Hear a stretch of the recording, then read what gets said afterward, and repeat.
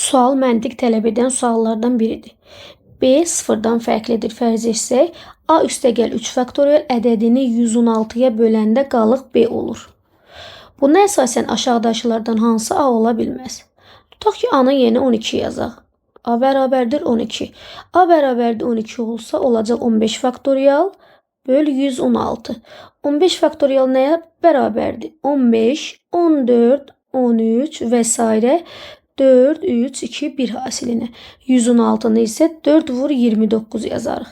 Baxın, 4-lər ixtisar gedər, qalıq 29 olacaq. Deməli, biz A-nın yerinə elə bir ifadə yazmalıyıq ki, qalığımız nə olsun? 0. Çünki bizdən ola bilməzi soruşur. A üstəgəl 3, 29 əldə etmək istəyiriksə əgər, A üstəgəl 3-ün yerinə nə yazarıq? 29. A bərabərdir 26 olarsa, variantını görürsünüzmü? Deməli, A bərabərdir 26 olsa, olacaq 29 faktorial bölünsün 116. 29 faktorial 29 vur 28 və s.